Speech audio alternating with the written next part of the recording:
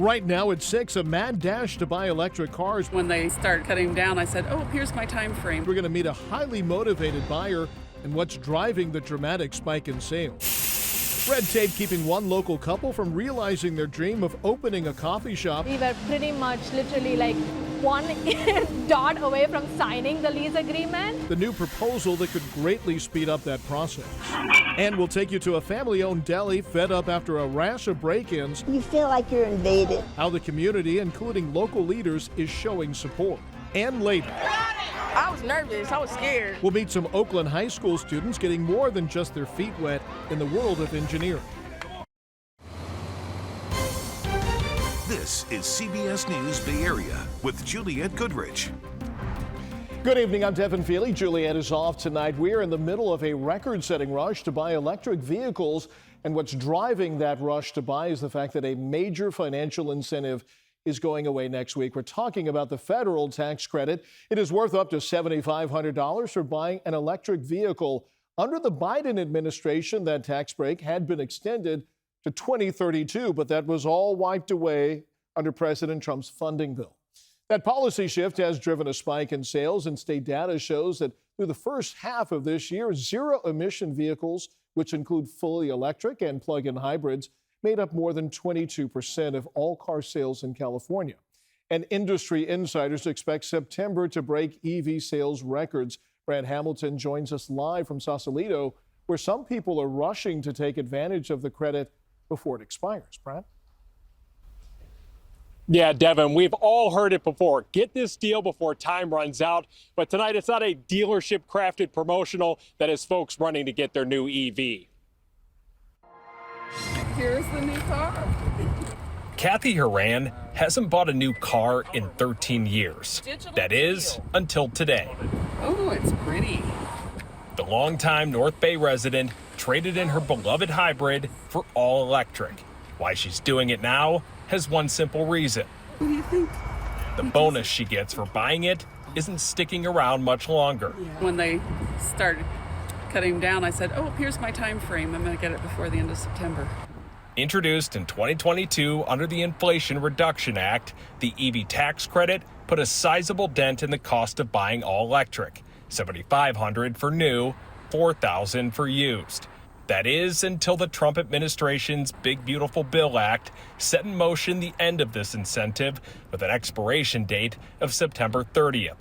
And that deadline has created the kind of promotion dealerships like David Shapiro's Cartelligent dream of. Oh my goodness, yes. We are working overtime, especially this past few weeks with the EV tax credit going out. A lot of people have questions and we have the answers. However, for EV buyers looking for deals starting October 1, don't look for answers from the state of California. While in San Francisco last week, Governor Newsom, a big supporter of electric vehicles, said the state won't be replacing the federal tax credits with its own rebates. So we can't make up for federal vandalism of those tax credits, but we can continue to make the unprecedented investments in infrastructure. And for the bigger picture on how big of a deal this soon-to-be no deal is on EV, economist Patrick Anderson has his thoughts. They can't fall off a cliff because they're not very high. Okay, so they're going to fall off a small hill because that's as high as they got. You want to sit in the passenger seat? Bottom line, for someone like Kathy, well, she's not worried about cliffs or hills. Thank you. Thank you. Today, she got the keys to a brand new car, and it's on a deal that ends soon.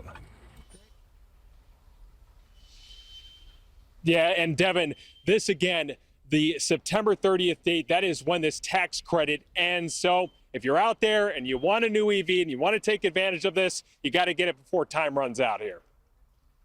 All right, thank you very much, Brad. The plug is also being pulled on the state's Clean Air Vehicle Decal program starting October 1st. That is next Wednesday. EV owners are no longer allowed to drive solo in the carpool lane. It is a perk that EV drivers here in California have enjoyed for years, but the federal government refused to extend that program. Now, the good news is for those drivers, there is going to be a 60-day grace period before the CHP starts handing out citations for violators. A Tesla worker is suing the electric car company for $51 million after he claims that he was knocked unconscious by a robot at the Fremont plant. He says that 2 years ago, a malfunctioning machine hit him, leaving him with serious injuries. He says it resulted in more than $1 million in medical bills and another $6 million in treatment costs. The lawsuit names both Tesla and the Japanese company that manufactured the robot.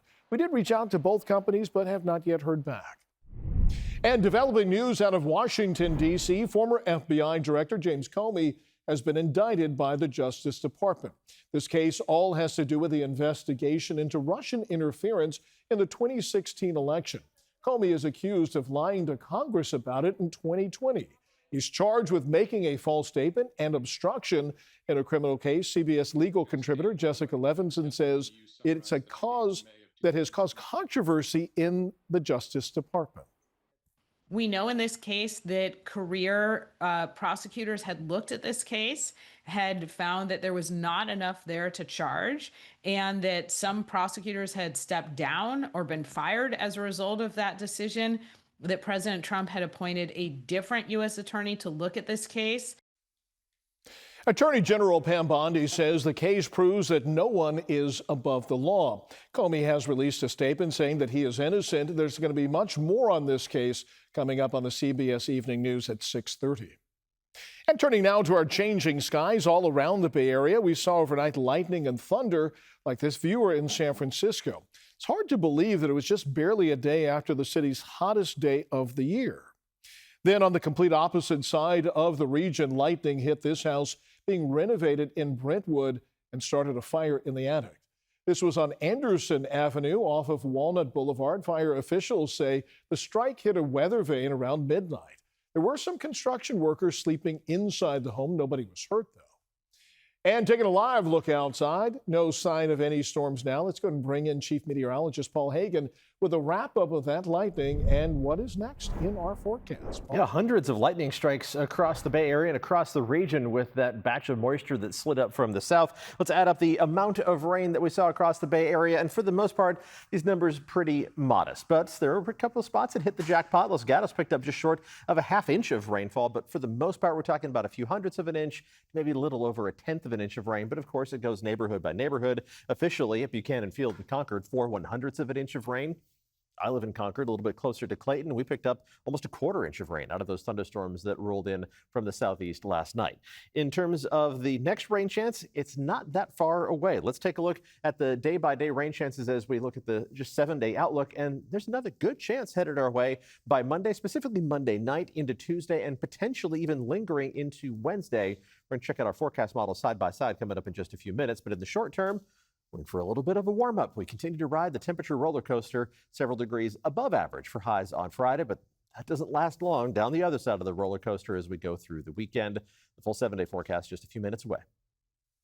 All right, thank you, Paul. We're following a spectacle on the streets of San Francisco, which leaves me wondering how distant I've grown from reality and the culture. Huge crowds swarming Fisherman's Wharf this afternoon as Twitch streamer IShowSpeed has made his way to San Francisco. Our chopper was overhead. Throngs of fans followed him at Pier 39 and surrounded his car as he stood on top, live streaming all of it. It is part of his 35-day tour of America, where the streamer is broadcasting his life 24/7 for more than a month. This is a look at Speed's stream on YouTube, which has drawn more than 40,000 live views around the world. This view, from his perspective, a little less than an hour ago. It's right there, right? Yeah. All right, look, I'm saying hi to her, right? And just a bit later, Speed saw our chopper following his car, waved hello, as you saw there in the video. But minutes later, things got a little dangerous on the streets. We spotted a car running over a bicycle in all of the chaos and speeding away. This was on Van Ness Avenue. Now, thankfully, it looks like the cyclist was not hurt. As San Francisco continues its post-pandemic rebound, city officials, including the mayor, have been highlighting their attempts to streamline the permitting process and make the city more business-friendly. One supervisor is taking aim at certain permitting rules that are preventing small businesses from opening up new stores. Kenny Choi explains what's on the line in North Beach, but the story starts at a roastery in Berkeley.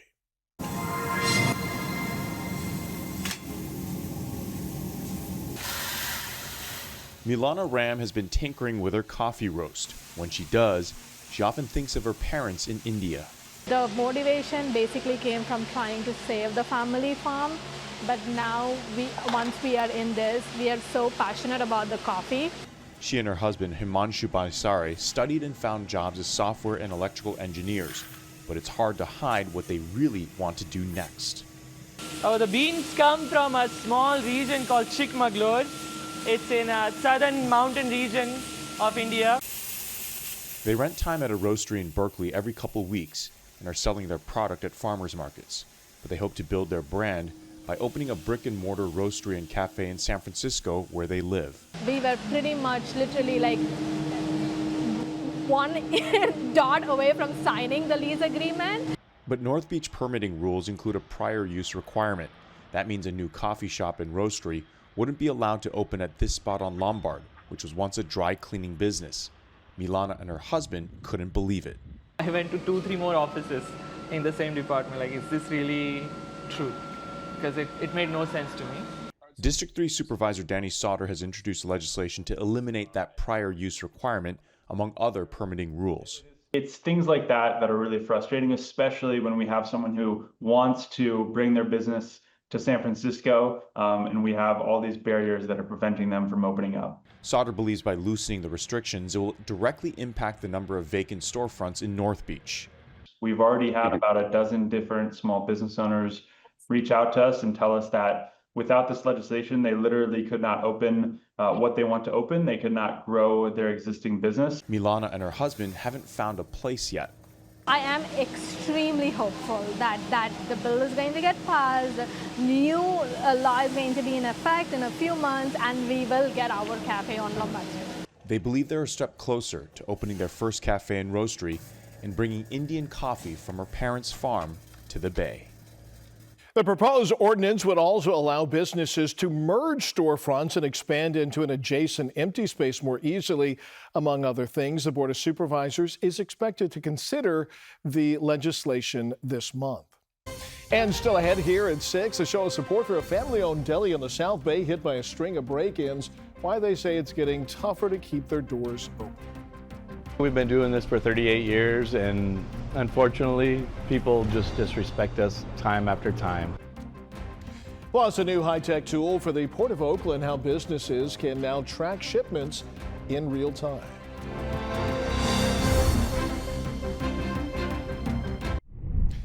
Antipasto's has been serving sandwiches and other delicious food in East San Jose for close to 40 years. But this year, they have faced a new challenge, a string of smash-and-grab break-ins. This video is from earlier on Monday morning, showing the third theft at the restaurant since last year. Burglars destroyed the doors of the deli before stealing expensive bottles of wine and beer and taking off. But Antipasto's did not let that break-in stop them from opening up for today's lunch rush. The owners say the community support is what keeps them going, but it's hard not to be discouraged. It's frustrating. We come here, we've been doing this for 38 years, and unfortunately, people just disrespect us time after time. And it's getting a little harder and harder as time goes by. After 38 years, we're getting a little fed up with the disrespect. That deli is located in my neck of the woods. It is delicious. I can give it that endorsement. It's known for its ravioli, for fresh meat sandwiches, and it's facing $6,000 in damage plus another $600,000 in losses. In Oakland, tracking shipments just got a little more high tech. The Port of Oakland added new features to its app, allowing users to follow cargo in real time. It is designed to help businesses plan their moves more efficiently and improve the supply chain reliability. Well, now users can see how long containers stay at the port, the current vessel schedule, and key terminal information, including port holidays. It also gives truckers directions on where and when to return empty containers. The port says that these features will allow shippers and members of the community to better plan ahead. If you can know how long the queues are going to be, how long the queue before going into a terminal is going to be, it allows you to plan better, avoid a lot of idling. Some of the terminals have more than one entrance, and through the app, you're able to see which entrance has the less queue in order to go ahead and pick up your container. Currently, the app does not have a live camera view of the port, but it does offer recurring pictures every 45 seconds. Users can also use the web version for quicker updates. And coming up, we're past the heat spike and the thunderstorm. So what does the weekend hold? Paul's going to come back with a full forecast after the break.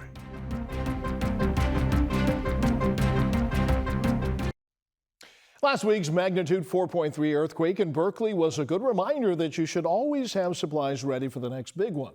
East Bay Mud is urging the importance of having emergency water on hand in case the water lines go down. The utility district recommends storing 3 to 7 days worth of water, 2 gallons per person per day. And remember to save extra for pets as well. East Bay Mud recommends using containers that are meant for long-term emergency storage. It could be filled with tap water and needs to be replaced about every 6 months. And joining me now is Chief Meteorologist Paul Hagan. Man, we've had a little bit of weather whiplash as the seasons change. Right, just in time for early autumn. It felt like the dead of summertime on Tuesday. We had showers and thunder showers Wednesday into Thursday, and now we're back into summertime mode tomorrow. So here we go. Let's take a look at the big picture pattern here across the entire state. And after skies did clear out this morning, we still saw some lingering cloud cover, but the bulk of the additional rain that was falling in the Sierra. Still plenty of cloud cover there, and you can see the swirl of clouds associated with the storm system that brought the showers and thunder showers to the Bay Area, but that is moving out, and we're seeing our familiar cloud cover, the marine layer clouds, making their way back along the coast, and those are going to be a factor as we head through tonight into early tomorrow morning, and we're starting to see some of that cloud cover spreading over more of San Francisco. This is the view from Treasure Island towards the Bay Bridge. Temperatures have retreated to the 60s and 70s. We did have some 80s on the map earlier today, but those current readings backing down nicely after a normally warm day, a rare average day across the Bay Area today after some of those lingering showers very early this morning. But temperatures are going to heat up to a greater extent already tomorrow. Let's go to the local map and track the fog first as we head through tonight into early tomorrow morning. And it is going to make a decent push across the bay into the Santa Clara Valley, into the North Bay valleys, but not too much of an intrusion east of the Oakland Hills, just a little bit to start the day. Once the sun comes up, it doesn't take long for that to back up to the coast. We'll see clearing skies pretty quickly, and temperatures are going to warm up to anywhere from 3 to 8 degrees above what's normal for this time of year. So kind of an angrier looking color palette compared to what we had today. Temperatures reaching up to the 80s to almost 90 degrees in the Santa Clara Valley. 84 in San Jose is 4 degrees above average. Temperatures more likely to get up into the 90s east of the Oakland Hills. Low to mid 90s there, but nothing even approaching triple-digit territory. A mix of 70s and 80s around the bay, 74 in San Francisco, 84 degrees down the peninsula in Redwood City, with 60s at the coast and mostly 80s for the North Bay. But again, the farther inland you go, the more temperatures are going to warm up all the way up to 94 degrees in Healdsburg by tomorrow afternoon. Let's take a look at the dog walking forecast for tomorrow, which, as we do every Thursday, is brought to you by an adoptable pup. This is Liza, and Liza is in full suns out, tongues out mode for tomorrow, which is appropriate. Full sunshine in Dublin with temperatures reaching up into the mid to upper 80s, which is a little too warm for an afternoon dog walk, especially for dark furred pups like Liza. If you are interested in adopting that happy face, I'll put up a link on social media, Blue Sky, Instagram, Facebook, Threads. That pretty much covers it right after this weathercast. We are still tracking another chance of rain that's going to head our way next week. So our side-by-side forecast models looking at the long-range forecast to see where they agree, where they disagree. And they agree that there's a good chance of rain headed our way. They're split on the exact arrival time. American forecast model keeps us mostly dry for the majority of the day Monday, while that European model pushes the rain in already by Monday afternoon. They do agree that Tuesday looks like a generally wet day, and there's even some signal toward a low-end atmospheric river being directed towards the California coastline. Too soon to tell on that one. And then we're back into the disagreements, with the American model drying us out on Wednesday, that European forecast model keeping showers at least in the area on Wednesday of next week. We'll go with that in the forecast for now, so 3 straight days with at least a chance of showers headed our way. That's going to be Monday, Tuesday, and Wednesday, and then we warm up a little bit on Thursday. So we will end September and begin the month of October on an unsettled note with some early autumn showers at least headed our way. And again, it's still in the realm of possibility that that low-end atmospheric river does head our way. Right now, though, what we are certain of is that tomorrow is going to be the warmest day that we see for a while. Those inland temperatures reaching the 80s and 90s, and that mix of 70s and 80s around the bay, and still 60s at the coast. So it's nice to find some consistency somewhere. So we get a heat spike tomorrow, but by the weekend, back down. Right back down. Looks like really nice last weekend in September. Perfect. Yep. Perfect forecast. Thank you very much. When we come back, a sink or swim field test and some cardboard boards for a group of Oakland engineering students.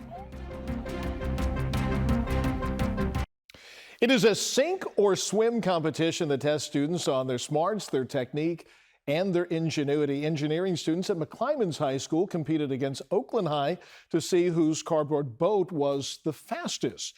Students had spent the last month preparing for this competition, crafting these life-size boats out of nothing more than cardboard, hot glue, and tape. Lots of students celebrated as their boats made it to the end of the McClymonds pool, while some had to leave their boats behind and swim the rest of the way. We did hear from Michaela, who rowed her team's boat all the way to the finish line. Surprising, like we made our boats out of measurements we did from a test with mini boats. And so it was like kind of cool seeing how our boats really floated to how we predicted it to. Of the 55 boats that were entered in that competition, just 32 made it to the other side of the pool. One of the inspirations for the event was UC Berkeley's concrete canoeing team. And yeah, you heard that right. It is a club team that builds and races 20-foot canoes made out of concrete. One of the team members served as a judge today. She broke down what makes a good cardboard boat. You have to consider how water dynamic it is, fluid dynamic, how heavy it is, like what size person you're putting in the boat. There are a lot of factors that are going into how well your boat performs. And students at Oakland High finished with the fastest time across the pool, just a hair under 30 seconds. And one last check at IShowSpeed, that world-famous streamer, for whatever reason, who took over Fisherman's Wharf earlier. This is a live look from our chopper showing him walking across the Golden Gate Bridge. We're going to have more on his exploits coming up at 7. The CBS Evening News is next on KPIX. Local news continues on our streaming service.